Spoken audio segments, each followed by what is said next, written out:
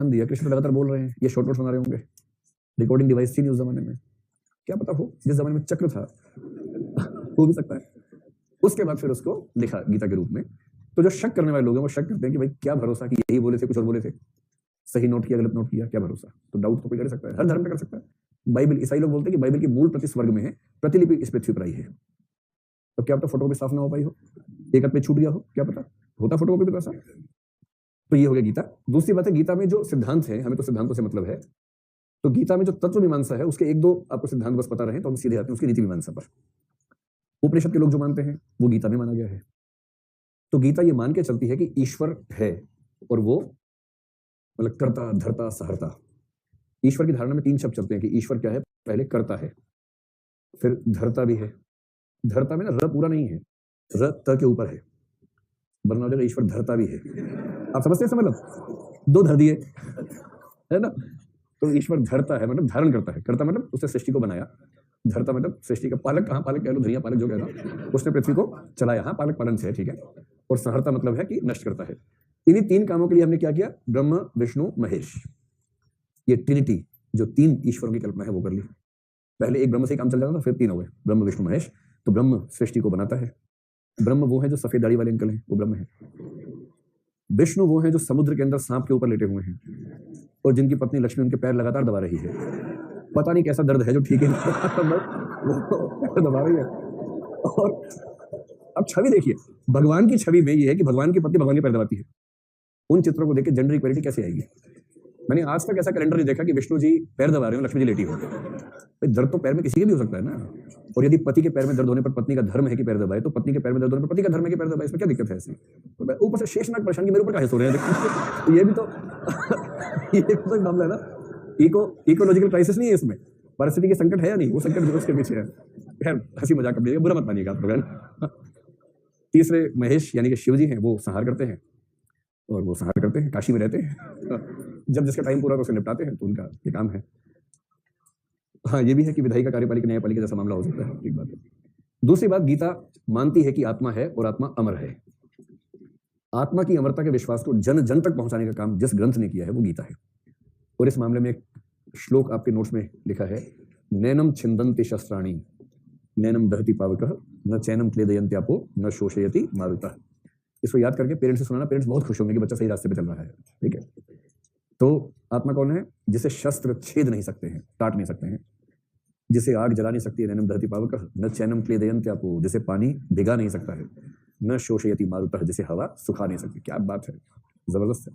Unbreakable है आत्मा और अनइनफ्लेमेबल है ना। तो आत्मा तो वही चेतना वाली चीज है ना। चेतन वस्तु कैसे, जैसे विचार जल गया, कभी ऐसा हुआ है कि आपने कहा यार आग लगी थी, मेरे विचार जल गए उसमें, नोट्स तो रखे पर याददाश्त जल गई है उसमें मेरी, ऐसे थोड़ा ना होता है। तो आत्मा तो भौतिक वस्तु है ही नहीं, उसे कोई कैसे काटेगा, कैसे जलाएगा। तो आत्मा की अमरता को मानते हैं, पुनर्जन्म को भी ये मानते हैं। तो ये मेटाफिजिकल जो सिद्धांत हैं वो सारे के सारे ये सिद्धांत हैं।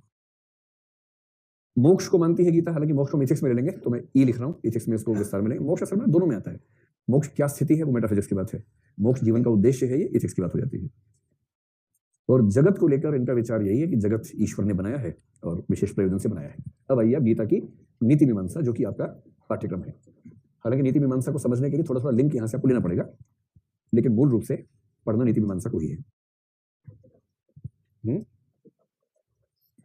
आत्मा भौतिक वस्तु नहीं, तो मतलब आत्मा की जो धारणा है वो यही है कि आत्मा अभौतिक या चेतन वस्तु है, ठीक है। और इसलिए उसका जलना सूखना काटना मीनिंगलेस बातें हैं, उसका मतलब ही नहीं है। नीति मीमांसा में जो विचार हैं इनके, जो एक विचार सबसे महत्वपूर्ण है उसको बोलते हैं निष्काम कर्म योग। निष्काम कर्म योग, इसी पर सवाल ज्यादा आते हैं निष्काम कर्म योग पर। एक सिद्धांत गीता का है अवतारवाद। अवतारवाद को आप मेटाफिजिक्स से भी शामिल कर सकते हैं। ईश्वर की जहां बात की ना, वहां साथ में अवतारवाद भी लिख लीजिए, वो वहां भी टच करेगा और यहां भी टच करेगा अवतारवाद।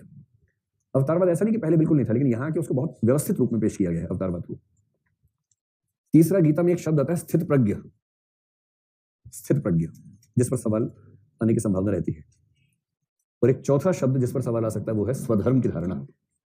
गीता में स्वधर्म किसे कहा गया है, ये सबसे डिबेटेबल कंसेप्ट है, इसलिए आमतौर पर इसको पूछने से बचते हैं। पर आ सकता है, जैसे मेरे ख्याल से RAS या MP में एक बार आया हुआ है, गीता में स्वधर्म की धारणा क्या, कहाँ आया था, आर्यस मैथ है, गीता में स्वधर्म की धारणा क्या है, तो आ सकता है, कहीं भी आ सकता है। अगर आपने इन 4 सिद्धांतों को समझ लिया तो समस्या समाप्त हो जाएगी, ठीक है। और मजे की बात है कि जो पहला सिद्धांत है नंबर 1, उसी सिद्धांत के अंतर्गत नंबर 3 और नंबर 4 हो जाते हैं। तो इन तीनों को आप एक साथ देख लेंगे, अवतारवाद का सिद्धांत थोड़ा सा अलग से देखेंगे। चलिए अब इन सिद्धांतों को बारी बारी उठाना शुरू करते हैं।